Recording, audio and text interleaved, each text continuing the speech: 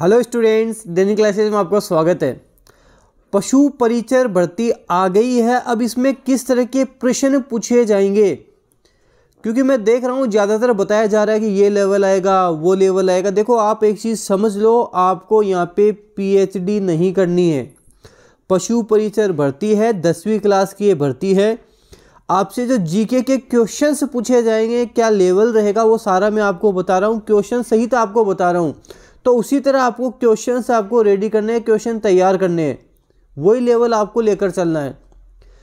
जो आज बता रहा हूँ उसको ध्यान से अच्छे से समझ लेना। उसी हिसाब से आपको ये जीके आपका तैयार करना है, पूरा जीके तैयार करना है। जीके के बताऊंगा, करंट अफेयर के क्वेश्चन बताऊंगा, नए जिलों से संबंधित क्वेश्चन बताऊंगा, वो आप करके चलो। पशु परिचर 100% निकाल लोगे और अच्छी खासी मेरिट से निकालोगे। तो पशु परिचर के बारे में आज हम बात करते हैं। थोड़ा सा आप समझ लो अच्छे से। देखो, आपको काफ़ी कम रुपए में आपके पशु परिचर से संबंधित मैं आपको बता दूं। जैसे आप दैनिक क्लासेस की ऐप पे जाओगे तो यहाँ आपको पेड कोर्स दिख रहा है। ये जो आपको पेड कोर्स दिख रहा है यहाँ पे, ये वाला, इस पर जब आप क्लिक करोगे, क्लिक करने के बाद में आप इसके अंदर जाओगे, पेड कोर्स के अंदर। उसके बाद में इस तरह से ये इंटरफेस आपके ओपन होगा, जिसमें आपको दिख जाएगा राजस्थान पशु परिचर एग्जाम 2024। इसके ऊपर जब आप क्लिक करोगे, क्लिक करने के बाद में आपको जो अगली विंडो आपके खुलेगी, वो ये विंडो खुलेगी, जिसमें पशु परिचर का आपके ये अब 999 भी नहीं है, 1999 भी नहीं है, केवल 449 रुपये में आपको ये सारा सब कुछ मिलेगा। कंप्लीट पार्ट ए का कोर्स मिल जाएगा, पीडीएफ फाइल मिल जाएगी, नए जिले बन गए उसकी पीडीएफ फाइल, उसके क्वेश्चंस मिल जाएंगे साथ ही आपको, और इसी में ही आपको टेस्ट सीरीज भी मिल जाएगी।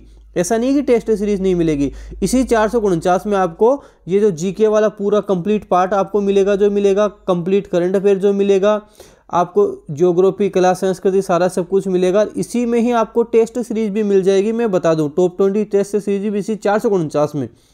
तो 449 में आपका सारा सब कुछ पशु परिचर का दैनिक क्लासेस पे हो जाएगा। सारा कंप्लीट मैं आपको करवा दूंगा। किसी को अलग से टेस्ट सीरीज लेनी हो तो वो भी अवेलेबल है, लेकिन इसमें सारा काम हो जाएगा। जो लेवल के क्वेश्चंस रहेंगे, कितना लेवल रहेगा, वो सारा मैं आपको करवा दूंगा। पशु परिचर वैकेंसी भर्ती आपकी, जो आप तैयारी करोगे दैनिक क्लासेस से, 100% नौकरी ले जाओगे आप, लेकिन ढंग से अच्छे से इनको आप करके चलना।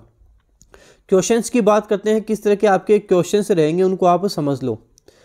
पहला प्रश्न है, राजस्थान का कुल क्षेत्रफल भारत के क्षेत्रफल का कितना प्रतिशत है। इस तरह के प्रश्न आपसे पूछे जाएंगे। ये सदाबहार प्रश्न होते हैं जो कभी बदलते नहीं हैं। आप चाहे 50 जिले बना दो, चाहे 100 जिले बना दो, ये प्रश्न सदाबहार है, हमेशा आएंगे। राजस्थान का कुल क्षेत्रफल भारत के क्षेत्रफल का कितना प्रतिशत है। राजस्थान का क्षेत्रफल कितना है, 3,42,239 वर्ग किलोमीटर है। कितना है, 3,42,239 वर्ग किलोमीटर राजस्थान का कुल क्षेत्रफल है। ठीक है। भारत के क्षेत्रफल का कितना प्रतिशत है। भारत के क्षेत्रफल का 10.41% है। कितना है, 10.41% है। अच्छा, भारत का क्षेत्रफल कितना है, 32,87,263 वर्ग किलोमीटर भारत का क्षेत्रफल है। अभी भी बता रहा हूँ, अच्छे से समझ लेना। इसी तरह के प्रश्न आपको एग्जाम में भी दिखेंगे। और एक और चीज़ समझ लो, आपके ये जो कोर्स है 449 रुपये में, इसमें आपको एक 500 क्वेश्चंस की पीडीएफ फाइल मिलेगी, जिसमें आंसर लगे हुए होंगे। उन 500 प्रश्नों को ढंग से रट के चले जाना। एग्जाम में वहाँ से आपको सीधे सीधे प्रश्न देखने को मिल जाएंगे। पिछली परीक्षाओं में भी मिले हैं, अब भी मिलेंगे। वो एक रामबाण प्रश्न मैंने 500 प्रश्न जीके के बना रखे, उनको ढंग से आप रट लेना। तो ऐसे आपको प्रश्न तैयार करने हैं। जैसे ये वाला प्रश्न हो गया कि राजस्थान का कौन सा जिला अंतर्राष्ट्रीय सीमा नहीं बनाता। अंतर्राष्ट्रीय सीमा की बात हो रही है, जो पाकिस्तान के साथ हम सीमा बनाते हैं ना, रेड क्लिप रेखा, अंतर्राष्ट्रीय सीमा उसे हम बोलते हैं, जो 1017 किलोमीटर की है। कुल 1017 किलोमीटर की है, अंतर्राष्ट्रीय सीमा है। उस पर श्रीगंगानगर है, बीकानेर है, जैसलमेर है, बाड़मेर है, और अभी हम बात करें अनूपगढ़ भी है। अनूपगढ़ भी उसमें आता है। बांसवाड़ा नहीं आता। बांसवाड़ा राजस्थान का दक्षिणतम बिंदु है, जिसे कर्क रेखा भी गुजरती है। कर्क रेखा डूंगरपुर को छूती हुई बांसवाड़ा के बिल्कुल मध्य से गुजरती है। ध्यान देना ये चीज़ आप। तो बांसवाड़ा तो राजस्थान का दक्षिणतम बिंदु है। बोरकुंड गांव, कुशलगढ़ तहसील, बांसवाड़ा तो दक्षिणतम बिंदु है, ये नहीं बनाता है। तो इसका आंसर क्या करेंगे हम, ऑप्शन द बांसवाड़ा कर देंगे। ठीक है, अगला प्रश्न देखते हैं, काफी इंपॉर्टेंट प्रश्न है। राजस्थान का सबसे ऊंचा बांध जाखम बांध किस जिले में है, आपको बताना है। ये जो जाखम बांध है ये कौन से जिले में है, आपको बताना है। तो जाखम बांध प्रतापगढ़ जिले में है। जाखम बांध राजस्थान का सबसे ऊंचा बांध प्रतापगढ़ जिले में है, जिसकी ऊंचाई 81 मीटर है। अच्छा, राजस्थान का जो सबसे ऊंचा जलप्रपात है ना, उसकी ऊंचाई 18 मीटर है। इस 81 को उल्टा कर देना, 18 मीटर राजस्थान का सबसे ऊंचा जलप्रपात कौन सा? च से चूलिया जलप्रपात, च से चंबल नदी, च से चित्तौड़गढ़। तो सबसे ऊंचा जलप्रपात कौन सा है? चूलिया जलप्रपात कहाँ है? चित्तौड़गढ़ में। कौन सी नदी पे है? चंबल नदी पे है। इससे याद रख लेना आप। अगला प्रश्न देखो कि प्रसिद्ध सीता माता अभ्यारण्य राजस्थान के किस जिले में? सीता माता अभ्यारण्य प्रसिद्ध क्यों है? क्योंकि यहाँ उड़ने वाली गिलहरियां पाई जाती हैं। उड़न गिलहरियों का स्वर्ग कहलाता है, चीतल की मातृभूमि कहलाता है, एकमात्र सागवान वनों का अभ्यारण्य के नाम से जाना जाता है। ये भी प्रतापगढ़ में ही है, प्रतापगढ़ में ही है। कंप्लीट राजस्थान की ज्योग्राफी आपको ऐप में मिल जाएगी, वहाँ जाके इस तरह के सवाल आसानी से कर लोगे। डेनियल क्लासेस पे काफ़ी कम समय में आप इन चीज़ों को सीख जाओगे, आपको मज़ा आ जाएगा शानदार। पश्चिमी मरुस्थलीय प्रदेश राजस्थान के कितने प्रतिशत भूभाग पे है? पश्चिमी जैसलमेर की तरफ जो मरुस्थलीय प्रदेश है ना, ये राजस्थान के कितने भूभाग पे है? सदाबहार प्रश्न एग्जाम में बनेंगे ही बनेंगे। 61.11% भूभाग पे है। जो पश्चिमी मरुस्थलीय प्रदेश है वो 61.11, बहुत बड़ा एरिया हो गया। मतलब राजस्थान का जैसे 100% एरिया हो गया, 100% एरिया में 61.11% भाग पर तो मरुस्थलीय प्रदेश फैला हुआ है। और जहाँ पे 40% जनसंख्या निवास करती है, ये भी ध्यान रखना, जहाँ पे 40% जनसंख्या रहती है। ये 61% वाला जो एरिया है ना, कितने जनसंख्या है यहाँ पे? पॉपुलेशन कितनी है? 40% है। और अरावली पर्वतीय प्रदेश 9% भूभाग पे है, जहाँ पे 10% जनसंख्या निवास करती है। अरावली 9% पर, जनसंख्या 10%, ये भी ध्यान रखना। अगला है कि पूर्वी मैदानी भाग राजस्थान के कितने प्रतिशत भूभाग पे है? पूर्वी मैदानी भाग राजस्थान के 23% भूभाग पे है और यहाँ पे 39% जनसंख्या निवास करती है। ये 23% भूभाग पे है और 39% जनसंख्या निवास करती है। मतलब इसका एरिया तो कम है और यहाँ जनसंख्या काफ़ी रहती है। जैसे मरुस्थल एरिया ज़्यादा था 61%, जनसंख्या 40 ही थी, और यहाँ पे एरिया 23% या जनसंख्या 39% है। और दक्षिण पूरी जो पठारी भाग है, दक्षिण वाला पठारी भाग वो 6.89% भाग पर है, वहाँ पे 11% जनसंख्या निवास करती है। अगला है कि ये देखो, ये इस तरह के प्रश्न आपके एग्जाम में बनने के कम चांसेस रहेंगे। ये जो मैंने आपके प्रश्न, इसीलिए मैंने ये प्रश्न लिया है। क्या कारण है देखना। पूछा कि पश्चिमी मरुस्थलीय प्रदेश राजस्थान के कितने जिलों में फैला हुआ है? जिले ज़्यादा बन गए, इसलिए ये थोड़ा कन्फ्यूजिंग क्वेश्चंस हो गया। एग्जाम में जो कन्फ्यूजिंग क्वेश्चंस होते हैं ना, वो कम दिए जाते हैं। कितने भाग पर फैला हुआ है? हम बात करें 4, तो ये हमारे जो पहले थे अंतर्राष्ट्रीय सीमा बनाते थे, अब एक और ज़्यादा हो गया, 5 हो गए। साथ ही हम बात करें उधर हनुमानगढ़ वाला क्षेत्र भी आ जाएगा इसके अंदर, ये फलोदी और बढ़ गया, ये वाला क्षेत्र भी आ जाएगा, शेखावटी शिखर चूरू झुंझुनू वाला क्षेत्र भी आ जाएगा, ये वाले भी आ जाएंगे। इसमें हम जालोर भी आ जाएगा, पाली भी आ जाएगा, नागौर भी आ जाएगा। तो ये कन्फ्यूजिंग क्वेश्चंस होते हैं, इस तरह के क्वेश्चंस के बनने के चांसेस कम रहते हैं, ध्यान देना। अगला है जो फैक्ट वाले क्वेश्चंस है वो आपसे एग्जाम में पूछे जाएंगे। जैसे डॉक्टर हरिमोहन सक्सेना के अनुसार थार का मरुस्थल राजस्थान के कितने वर्ग किलोमीटर में फैला हुआ? 1,75,000 वर्ग किलोमीटर में फैला हुआ। ये फैक्ट है, ये हरिमोहन सक्सेना ने कहा है। तो इस तरह के प्रश्न पूछे जाते हैं, पूछा गया प्रश्न ये एग्जाम का। जैसे ये वाला प्रश्न है, इस तरह के प्रश्न बनेंगे। थार के मरुस्थल का ढाल किस तरफ है? ये थार का जो मरुस्थल है इसका ढाल किधर है? इसका ढाल हम बात करें उत्तर पूर्व से दक्षिण पश्चिम की ओर है। इसे हम ऐसे भी कह सकते हैं दक्षिण पश्चिम से उत्तर पूर्व की ओर है। तो थार के मरुस्थल का ढाल किधर है? उत्तर पूर्व से दक्षिण पश्चिम की ओर है। उत्तर पूर्व से दक्षिण पश्चिम की ओर इसका ढाल है। जैसे प्रश्न देखो, थार का नखली स्थान किसे कहते हैं? थार का नखली स्थान तो लाठी सीरीज को कहते हैं, लाठी सीरीज को कहते हैं। अगर ये चीज़ें समझ में नहीं आ रही है ना, तो एक बार जो ज्योग्राफी मेरी करवाई हुई है ऐप में जाकर देखना, ज्योग्राफी के कुछ वीडियोस आपको यूट्यूब पे भी मिल जाएंगे, उससे आपके समझ में आ जाएगा कि सटीक और सही ज्योग्राफी आप डेली क्लासेस की ऐप में ही पढ़ने वाले हो। ये इस तरह के प्रश्न बनेंगे कि सेवन घास का साइंटिफिक नाम क्या है। सेवन घास साइंटिफिक नेम क्या है। लेसियूरस सिंडिकस है सेवन घास, काफ़ी अच्छी घास होती है, दुधारू पशुओं के लिए बहुत ज़्यादा अच्छी रहती है। जैसलमेर वाला क्षेत्र है, इधर आपको सेवन घास देखने को मिलेगी, काफ़ी अच्छी रहती है। लेसियूरस सिंडिकस इसका नाम है। देखो राजस्थान को जो राज्य पुष्प है रोहिड़ा के फूल, रोहिड़ा के फूल का साइंटिफिक नेम क्या है। टिकोमेला अंडुलेटा है, टिकोमेला अंडुलेटा उसका साइंटिफिक नेम है। राजस्थान का जो राज्य पक्षी है गोडा वन, क्या नाम है, गोडा वन, लास्ट में क्या आ रहा है, वन। वन का मतलब 1981 में इसे राज्य पक्षी का दर्जा मिला था। इसका साइंटिफिक नेम है अर्डियोटिस नाइग्रीसेप्स, अर्डियोटिस नाइग्रीसेप्स, ये भी ध्यान रखना। क्षेत्रफल की दृष्टि से राजस्थान का सबसे बड़ा अभ्यारण्य कौन सा है। राष्ट्रीय मरुद्यान है, राष्ट्रीय मरुद्यान जैसलमेर में। वैसे जैसलमेर सबसे बड़ा जिला जो 38,401 क्षेत्र में फैला हुआ है, तो ऐसे ही सबसे बड़ा अभ्यारण्य राष्ट्रीय मरुद्यान है। यहाँ पे आपको गोडावण भी देखने को मिल जाएगा, शोरसेन 12 में भी गोडावण देखने को मिल जाएगा, यहाँ भी आपको देखने को मिल जाएगा। जैसलमेर का कौन सा गांव रेगिस्तान के मार्च के लिए जाना जाता है। जैसलमेर का नाचना गांव जाना जाता है। अच्छा, रेगिस्तान का मार्च का मतलब होता है रेगिस्तान का आगे बढ़ना, रेगिस्तान का आगे बढ़ना। और रेगिस्तान आगे बढ़ेगा तो इससे क्या प्रॉब्लम आएगी, क्या समस्या आएगी, आप खुद समझ के देखो। जब रेगिस्तान आगे बढ़ेगा तो क्या होगा, मरुस्थलीकरण की समस्या आएगी। जो उपजाऊ भूमि है वो भी बंजर होती चली जाएगी। एग्जाम में पूछा गया था कि जो रेगिस्तान का मार्च होता है उससे क्या समस्या आती है। रेगिस्तान के मार्च से क्या होता है, रेगिस्तान आगे बढ़ता है, आगे बढ़ेगा तो मरुस्थल बढ़ेगा, मरुस्थल बढ़ेगा तो भूमि बंजर होगी, खेती नहीं होगी उसमें। दो बालुका स्तूपों के मध्य निम्न भूमि क्षेत्र जहां वर्षा जल एकत्रित हो जाने से अस्थायी झील का निर्माण होता है कहलाता है। दो बालुका स्तूप हैं, जैसे दो बालुका स्तूप मतलब रेत के बड़े बड़े टीले हो गए, जैसे दो बालुका स्तूप हो गए, ये हो गए।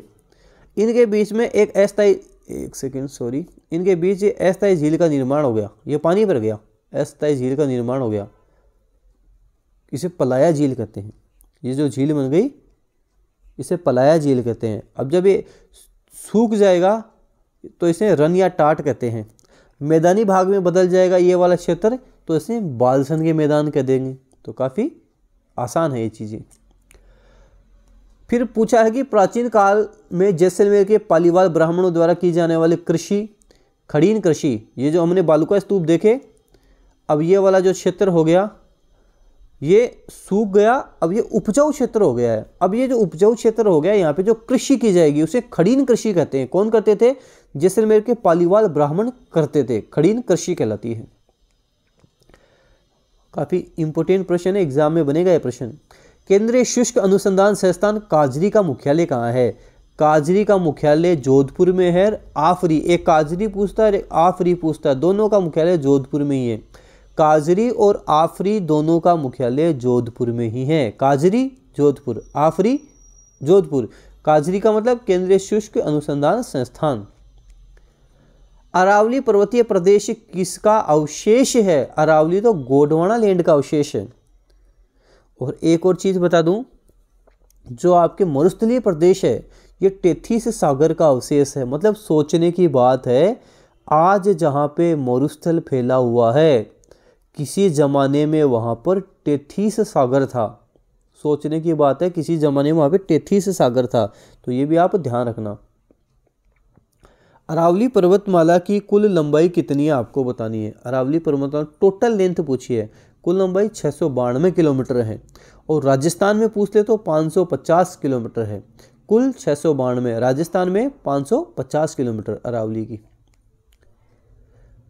अच्छा प्रश्न है, कंफ्यूजिंग प्रश्न है, कंफ्यूज कर देता है ये प्रश्न आपको कंफ्यूज कर सकता है। पूछा कि राजस्थान में सर्वाधिक वर्षा वाला स्थान कौन सा है। कंफ्यूजिंग प्रश्न है, क्यों। स्टूडेंट सीधा क्या करेगा, ऑप्शन फर्स्ट टिक कर देगा, झालावाड़ है, गलत। इसने पूछा है कि राजस्थान में सर्वाधिक वर्षा वाला स्थान कौन सा है। स्थान माउंट आबू है। स्थान माउंट आबू है। जिला पूछे झालावाड़, स्थान पूछे माउंट आबू, जिला पूछे झालावाड़। रट लो, स्थान माउंट आबू, जिला झालावाड़ है। केवड़ा की नाल, फुलवारी की नाल व देबारी दर्रे राजस्थान के किस जिले में है। ये सारे राजस्थान के उदयपुर जिले में है। दर्रे का मतलब होता है पासेस, जैसे पहाड़ों में जो तंग क्षेत्र होता है, जैसे दोनों तरफ पहाड़ होते हैं, बीच में से जो हम बोलते हैं ना कि जाने के लिए जो रास्ता बना दिया जाता है उसे हम दर्रे कहते हैं। ये पासेस बना दिया रास्ता, अब यहाँ से क्या गाड़ियाँ निकल जाएंगी इधर से, तो ये दर्रे हो गए। इधर भी पहाड़, इधर भी पहाड़, ये दर्रे बीच में रास्ता निकाल दिया। देसूरी की नाल, सोमेश्वर नाल दर्रे राजस्थान के पाली जिले में है। पाली जिले में है। पाली जिले में है। गुरु शिखर को संतों का शिखर किसने कहा। राजस्थान के इतिहास के पिता कर्नल जेम्स टोड ने गुरु शिखर को संतों का शिखर कहा। कर्नल जेम्स टोड राजस्थान के इतिहास के पिता कहलाते हैं। इनकी पुस्तक है annuls and antiquities of Rajasthan, जिसे राजस्थान इतिहास का विश्वकोश कहा जाता है। ध्यान देना, राजस्थान के लिए राजस्थान, रायथान, रजवाड़ा ऐसे शब्दों का प्रयोग इन्होंने किया था, कर्नल टोड ने किया था। वागड़ की गंगा, कांठल की गंगा, आदिवासियों की गंगा आदि नामों से किस नदी को जानते हैं। माही नदी को जानते हैं। माही नदी को आदि नामों से जाना जाता है। किस नदी को कामधेनु कहते हैं। नित्यवाही कहते हैं, जो नित्य बहती रहती है। 12 मासी, जो 12 महीने बहती रहती है। चर्मण्यवती कहते हैं। कौन सी नदी है। चंबल नदी है। कौन सी नदी है। चंबल नदी है। चंबल नदी को कहते हैं। सर्वाधिक बीहड़ भूमि, उत्खाद भूमि का निर्माण कौन सी नदी करती है। बीहड़ भूमि, उबड़ खाबड़ वाला जो क्षेत्र है जहाँ पे डाकू भी पाए जाते हैं, चंबल के डाकू भी काफ़ी फेमस हैं, तो चंबल नदी है। कौन सी नदी है। चंबल नदी है। बीहड़ भूमि उत्खाद भूमि का निर्माण करती है। बंजर सी ये भूमि हो जाती है, उबड़ खाबड़। जिनमें से किस नदी को रुंडित सरिता कहते हैं। रुंडित सरिता हमें बाणगंगा नदी को कहते हैं। बाणगंगा रुंडित सरिता कहलाती है। ये जो भरतपुर में घना पक्षी अभयारण्य उसकी तरफ ये नदी बहती है, बाणगंगा नदी, अर्जुन की गंगा। किस नदी को मृत नदी, नट नदी, हकरा, दृष्टति, सरस्वती आदि नामों से जानते हैं। घग्गर नदी को जानते हैं। मृत नदी, नट नदी, हकरा, दृष्टति, सरस्वती। कौन सी। घग्गर नदी, जिसके किनारे कालीबंगा, पीलीबंगा, रंगमहल ये सभ्यता विकसित हुई थी। कालीबंगा सभ्यता की खोज अमलानंद घोष ने की थी। उत्खनन का कार्य बीबी लाल व बीके थापर ने किया था। जूते हुए खेत के भी प्रमाण यहाँ पे कालीबंगा सभ्यता में मिले थे। ठीक है। घग्गर नदी का विस्तार पाकिस्तान के बहावलपुर जिले में किस नाम से जाना जाता है। हकरा नाम से जाना जाता है। हकरा बोलते हैं इसको। घग्गर नदी के तल को स्थानीय भाषा में नाली कहते हैं। क्या कहते हैं। नाली कहते हैं। डेली क्लासेस के अगर आप स्टूडेंट हो, पहले से जुड़े हो, तो इन प्रश्नों में दिक्कत नहीं आएगी। नए जुड़े हो तो चैनल को सब्सक्राइब कर लेना, ताकि इस तरह के प्रश्न करवाता रहूं, पशु परिचय एग्जाम आसानी से आपके निकल जाए। ताम्रयुगीन प्रसिद्ध गणेश्वर सभ्यता, जिसे ताम्रयुगीन सभ्यताओं की जननी कहा जाता है, किस नदी किनारे विकसित हुई। कांथली नदी के किनारे विकसित हुई। जो अब सीकर जिला नहीं बोलना है, अब आपको नीम का थाना जिला बोलना है। वर्तमान में कौन सा जिला बोलोगे। नीम का थाना। राजस्थान की मीठे पानी की सबसे बड़ी कृत्रिम झील है, आर्टिफिशियल झील है, जयसमंद झील है। जयसमंद झील है। कौन सी है। जयसमंद झील है। जयसमंद झील। अब हम क्षेत्र की बात करेंगे, सलूम्बर वाला क्षेत्र। जयसमंद झील, जयसमंद अभ्यारण्य सलूम्बर के आसपास वाला हो जाएगा, सलूम्बर जिला आ जाएगा। किस झील को ढेबर झील भी कहा जाता है। जयसमंद झील को ढेबर झील कहते हैं, क्योंकि इसमें जो पानी आता है वो ढेबर दर्रे से होकर आता है, इसलिए इसे जयसमंद झील को ढेबर झील भी कहा जाता है। राजसमंद झील का उत्तरी भाग किस नाम से जाना जाता है। राजसमंद झील का उत्तरी भाग नौचौकी के नाम से प्रसिद्ध है, जहां पर संगमरमर के 25 शिलालेखों पर मेवाड़ का इतिहास बप्पा राव से लेकर महाराणा राज सिंह तक लिखा हुआ है। इसे हम राज प्रशस्ति या राज सिंह प्रशस्ति कहते हैं, जो विश्व की सबसे बड़ी प्रशस्ति भी है, जिसके रचयिता रणछोड़ भट्ट तेलंग हैं। तो नौचौकी। राजस्थान की सबसे बड़ी प्रशस्ति कौन सी है। अब तो आप ही बता दोगे कौन सी है। कौन सी है। राज प्रशस्ति है। अगला है कि किस झील के किनारे गलकी नटनी का चबूतरा? पिछोला झील के किनारे। एक सेकंड, कौन सी झील के किनारे है? पिछोला झील के किनारे है। किस झील के किनारे गलकी नटनी का चबूतरा बना हुआ है? पिछोला झील के किनारे गलकी नटनी का पिछोला झील कहाँ है? उदयपुर में है। उदयपुर में एक बंजारे ने जिस झील का निर्माण करवाया था, राणा लाखा के समय करवाया था। राणा लाखा एक लकी आदमी था, क्योंकि उस समय जावर उदयपुर में चांदी की खान भी निकल गई थी। राजस्थान में संभागीय व्यवस्था की शुरुआत राजस्थान के प्रथम मुख्यमंत्री हीरालाल शास्त्री ने की। उस समय कुल कितने संभाग थे? उस समय 5 ही संभाग थे, जैसे बीकानेर, जयपुर हो गया, जोधपुर हो गया, कोटा हो गया, ये 5 संभाग थे। उदयपुर हो गया, टोटल 5 संभाग थे उस समय। 26 जनवरी 1987 को राजस्थान के मुख्यमंत्री ने संभागीय व्यवस्था को पुनः शुरू किया, मतलब बीच में बंद कर दिया था। बीच में मोहनलाल सुखाड़िया ने 1962 के आसपास इनको बंद कर दिया था संभागों को, फिर वापस शुरू किया था। किसने शुरू किया था?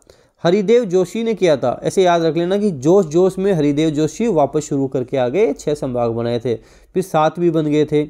अब वर्तमान में कुल कितने संभाग हैं? वर्तमान में 10 संभाग हो गए हैं। अगर याद नहीं हो रहे तो मैंने ट्रिक के साथ करवा दिए हैं। 10 संभाग आपको यूट्यूब पे मिल जाएंगे। वर्तमान में कुल 10 संभाग हैं। राजस्थान सरकार द्वारा भारतीय वन्यजीव सुरक्षा अधिनियम 1972 को कब लागू कर दिया गया था? अगले साल कर दिया था। राजस्थान तो तैयार बैठा था कि आप ले आओ, भारत सरकार ले आए, अगले साल हम लागू कर देते हैं। तो 1972 अधिनियम को 1973 अगले साल ही इसको टिका दिया था। 1 सितंबर 1973 को लागू कर दिया था। राजस्थान की प्रथम बाघ परियोजना रणथंभौर बाघ परियोजना कब प्रारंभ कर दी? हाथों-हाथ 1973 में इसको भी टिका दिया। पहली बाघ परियोजना भी कर दो शुरू, हाथों-हाथ ही 1973 में ही सब कुछ मंजूरी मिल गई थी। 1973 में ही कर दिया गया था। अगला प्रश्न देखो, कितना अच्छा प्रश्न दिया है। ऐसे प्रश्न आजकल ज़्यादा आते हैं जिसमें फैक्ट हमें ज़्यादा ध्यान रखने होते हैं। कि रणथंभौर नेशनल पार्क के बारे में कौन सा कथन गलत है? 1955 में इसे अभ्यारण्य घोषित किया गया, सही है। 1973 में राजस्थान की पहली बाघ परियोजना प्रारंभ हुई, सही है। 1 नवंबर 1980 को इसे राष्ट्रीय उद्यान घोषित किया गया, सही है। यह राजस्थान का सबसे छोटा राष्ट्रीय उद्यान है, ये गलत हो जाएगा। तो कौन सा गलत है? ये वाला गलत है, ये हमारा आंसर हो जाएगा। ये सबसे छोटा नहीं है, सबसे बड़ा है राजस्थान का। कौन सा अभ्यारण्य जंगली मुर्गों के लिए प्रसिद्ध है एवं वहाँ पे एंसिस डिकिलेप्टरा पादप पाया जाता है? जंगली मुर्गे कहाँ मिलेंगे? माउंट आबू में मिलेंगे। माउंट आबू सिरोही। चीतल की मातृभूमि उड़न गिलहरियों का स्वर्ग आदि नामों से जाना जाता है। याद हो गया होगा अब तो, पहले मैंने बता दिया था। सीता माता अभ्यारण्य जाना जाता है, सीता माता अभ्यारण्य। उस किले का नाम बता दो जिसमें कर्नल जेम्स टोड, जिसका निर्माण तो टोड ने करवाया था, और विजय सिंह पथिक, भूप सिंह गुज्जर यूपी के गुठावली गांव के थे जो विजय सिंह पथिक, जिनको भी कैद रखा गया था। एक टोडगढ़ का किला है, टोडगढ़ का किला है।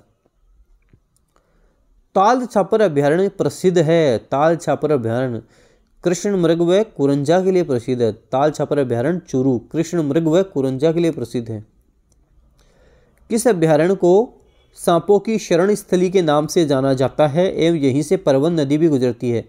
शेरगढ़ अभ्यारण्य। नाम तो शेरगढ़ है, पाए सांप जाते हैं। नाम शेरगढ़ है, पाए सांप जाते हैं।